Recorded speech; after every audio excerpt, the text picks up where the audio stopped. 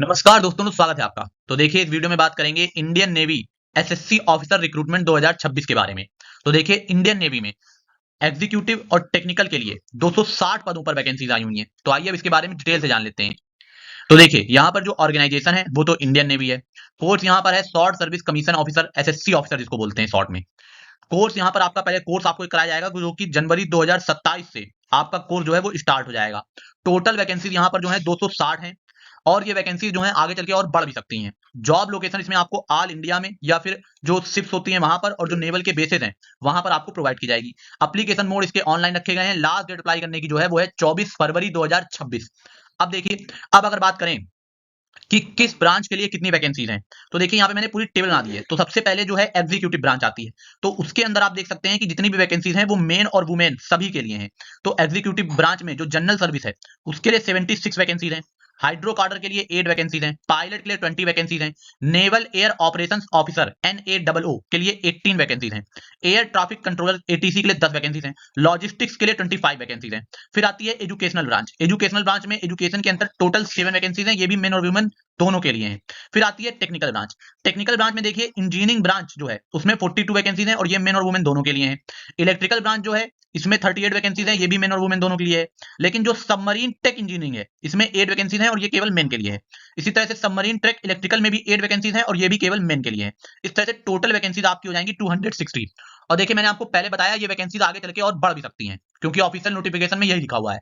अब देखिए, अब अगर बात करें एजुकेशनल क्वालिफिकेशन की, तो देखिए इसमें जो है अलग अलग पोस्ट के लिए अलग अलग एजुकेशनल क्वालिफिकेशन मांगी गई है। जैसे अगर आप जनरल सर्विस के लिए, हाइड्रो के लिए, पायलट के लिए या फिर NAOO और ATC के लिए अप्लाई कर रहे हैं तो फिर आपके पास बी या फिर बीटेक की डिग्री होनी चाहिए और वो चाहे फिर किसी भी डिसिप्लिन में हो। यानी आपने बी या बीटेक किसी भी इंजीनियरिंग ब्रांच में कर रखा है तो आप इसके लिए अप्लाई कर सकते हैं, लेकिन उसमें आपके कम से कम 60% यानी 60% मार्क्स होने चाहिए। अब देखिए, अगर आप पायलट या फिर NAOO के लिए अप्लाई करना चाह रहे हैं तो इसमें आपके 60% मार्क्स जो हैं वो क्लास 10th में और क्लास 12th में भी होने चाहिए। यानी कि जो पायलट और NAOO है उसमें आपको बी बीटेक में तो 60% चाहिए ही, और साथ में आपके 12th में और 10th क्लास में भी 60% मार्क्स होने चाहिए, और साथ में आपके मिनिमम 60% मार्क्स इंग्लिश में भी होने चाहिए। क्लास 10th में या फिर क्लास 12th में से किसी एक में आपके इंग्लिश में भी 60% मार्क्स होने चाहिए। अब देखिए, अब अगर आप लॉजिस्टिक्स के लिए अप्लाई करना चाह रहे हैं तो फिर आपने या तो बी बीटेक किया हो और वो फर्स्ट क्लास हो यानी उसमें 60% मार्क्स हो, या फिर अगर आपने बी बीटेक नहीं कर रखा है तो अगर आपने MBA कर रखा है तो वो आपका फर्स्ट क्लास होना चाहिए। अगर मान लीजिए आपने MBA भी नहीं कर रखा है तो आपने BSc कर रखा हो, BCom कर रखा हो या फिर BSc कर रखा हो इंफॉर्मेशन टेक्नोलॉजी से और इसमें भी आपके 60% मार्क्स होने चाहिए। साथ में अगर आप BSc BCom और BSc इंफॉर्मेशन टेक्नोलॉजी से अप्लाई कर रहे हैं तो साथ में आपके पास पोस्ट ग्रेजुएट डिप्लोमा भी होना चाहिए। ये होना चाहिए आपके पास फाइनेंस में या फिर लॉजिस्टिक्स में या फिर SCM में या फिर MM में। तो अगर आप BSc BCom और BSc इंफॉर्मेशन टेक्नोलॉजी से कर रखे हैं तो भी आप अप्लाई कर सकते हैं, लेकिन साथ में आपके पास PG डिप्लोमा यानी post graduate diploma finance logistics या फिर SCM और MM में होना चाहिए। अब मान लीजिए अगर आपने ये भी नहीं कर रखा है तो अगर आपने MCA कर रखा हो या फिर MSc कर रखा हो इंफॉर्मेशन टेक्नोलॉजी में और वो भी फर्स्ट क्लास यानी 60% मार्क्स के साथ, तो भी आप जो है लॉजिस्टिक्स के लिए अप्लाई कर सकते हैं। तो ये हो गया लॉजिस्टिक्स की एजुकेशनल क्वालिफिकेशन। अब अगर आप एजुकेशन ब्रांच के लिए अप्लाई करना चाह रहे हैं तो आपने MSc या फिर MA कर रखा हो जिसमें आपके 60% मार्क्स हो, और ये आपका होना चाहिए मैथ्स में या फिर फिजिक्स में या फिर ऑपरेशनल रिसर्च में या फिर मेट्रियोलॉजी में या फिर ओशिनोग्राफी में। इनमें से अगर किसी ब्रांच में आपने MSc या MA कर रखा है और उसमें 60% मार्क्स हैं तो आप एजुकेशन के लिए अप्लाई कर सकते हैं। या फिर अगर आपने मान लीजिए ये नहीं कर रखा तो आपने BE कर रखा हो, बीटेक कर रखा हो, MTech कर रखा हो जिसमें आपके 60% मार्क्स हो, और ये BE बीटेक MTech आपका होना चाहिए मैकेनिकल ब्रांच में, कंप्यूटर साइंस इंजीनियरिंग में, इलेक्ट्रिकल इंजीनियरिंग में और इलेक्ट्रॉनिक्स इंजीनियरिंग में। देखिए, मैं बहुत डिटेल से आपको एजुकेशनल क्वालिफिकेशन बताता हूं, फिर भी आप कमेंट करते हैं कि एजुकेशनल क्वालिफिकेशन क्या है। जब मैं आपको यहां बता रहा हूं तो आप यहां पर समझ लीजिए ना, मैं बहुत डिटेल से बताता हूं आपको, वीडियो पूरा देखा करिए आप। अब देखिए, फिर टेक्निकल ब्रांच के लिए अगर आप अप्लाई करना चाह रहे हैं जिसमें इंजीनियरिंग ब्रांच आती है, इलेक्ट्रिकल और सबमरीन वाली ब्रांच, तो इसमें आपने बी या फिर बीटेक कर रखा हो मिनिमम 60% मार्क्स के साथ, और ये आपका होना चाहिए मैकेनिकल इंजीनियरिंग में या फिर मरीन इंजीनियरिंग में या फिर ऑटो इंजीनियरिंग में, इलेक्ट्रिकल इंजीनियरिंग में या फिर इलेक्ट्रॉनिक्स में या फिर टेलीकम्युनिकेशन में या फिर इंस्ट्रूमेंटेशन में।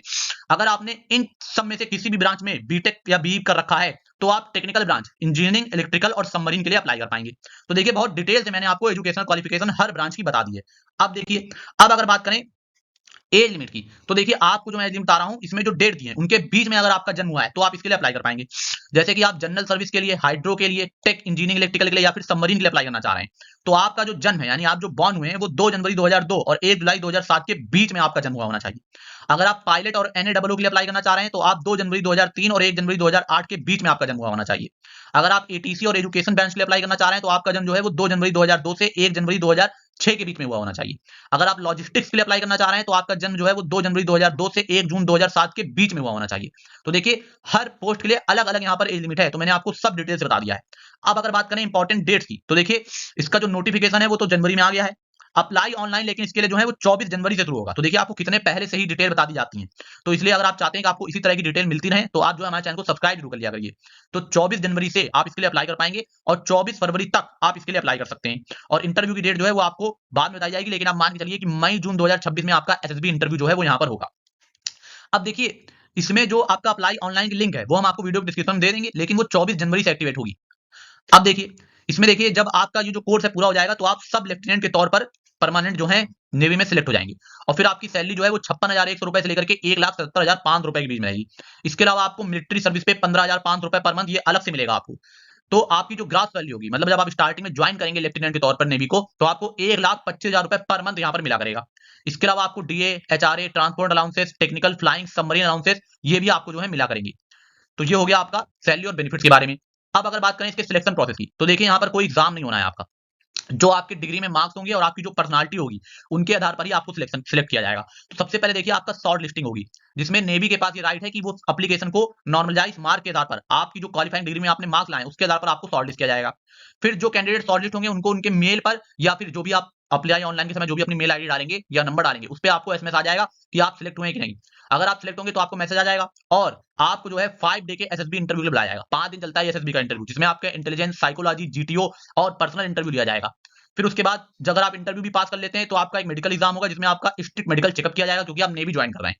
और उसके बाद फाइनल मेरिट लिस्ट आपकी जो बनेगी वो एसएसबी मार्क्स और मेडिकल फिटनेस के आधार पर, यानी कि जो एसएसबी इंटरव्यू में आपने मार्क्स लाए होंगे और जो आपकी मेडिकल फिटनेस के मार्क्स होंगे उसके आधार पर आपको यहाँ पर जो है सिलेक्ट किया जाएगा।